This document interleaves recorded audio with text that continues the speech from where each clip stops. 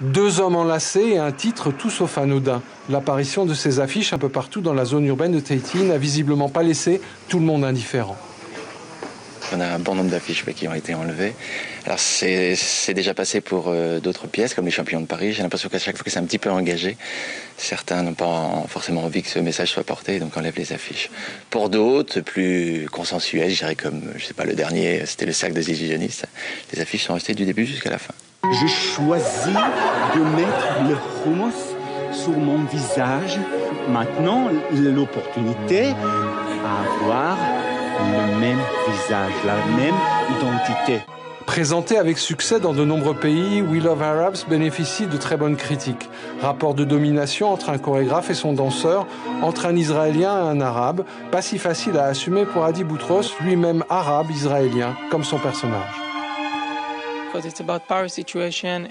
Dans la pièce, l'autre personnage me domine nettement.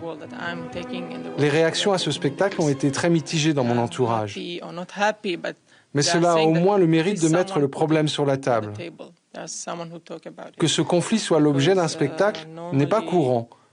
Et là, on met justement l'accent sur cet affrontement.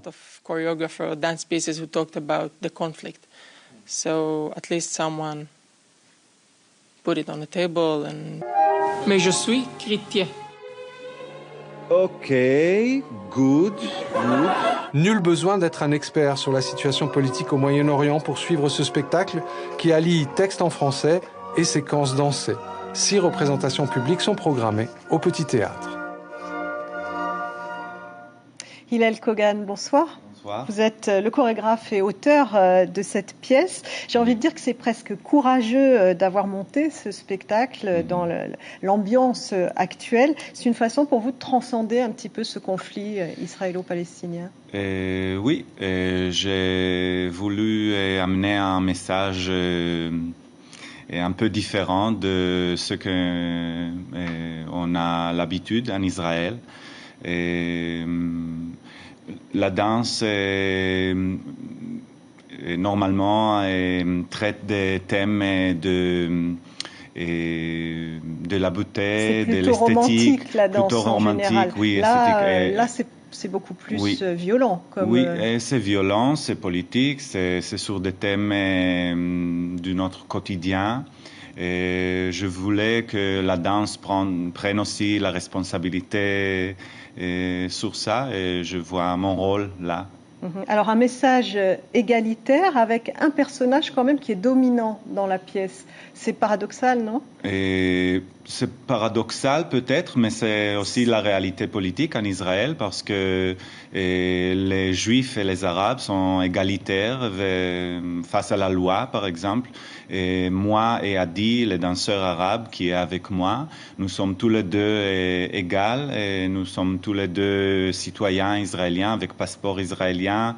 Mais quand même, on est dans une relation de majorité-minorité, et j'ai pas des droits légaux plus que lui, mais c'est très évident qui a le pouvoir et qui gère les choses et qui a le droit de rentrer partout et avoir le budget de la culture et tout ça. Plus largement, ce spectacle, c'est surtout pour éradiquer un peu les différences en général. Oui, parce que on joue cette pièce partout dans le monde, en Amérique, elle est bien accueillie un peu partout. Oui, justement. Très bien accueillie.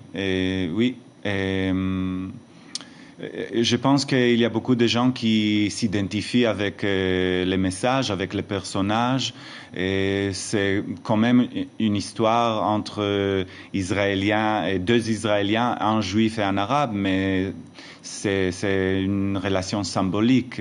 Symbolique. Oui, parce que ça peut être aussi entre noir et blanc, Et là, dans la pièce, on voit que le symbole, c'est le hummus que vous mettez sur les deux Oui, il y a visages. beaucoup de clichés, des des jeux, des symboles et des clichés de la danse, du théâtre et aussi de l'ethnicité, les clichés d'identité, l'étoile de David sur moi, et le croissant. Et mais on rigole aussi. Oui, c'est une pièce parodique, satire, c'est une satire, c'est de la comédie. Oui, on rigole, c'est pas dangereux. Avec un débat à la fin, oui, pour échanger un petit peu. Oui, pour échanger, pour poser les questions. Merci beaucoup Hillel Kogan. Merci. Je rappelle que la pièce va se jouer vendredi, samedi à 19h30 au Petit Théâtre et dimanche à 17h. Et c'est sur The Weeknd.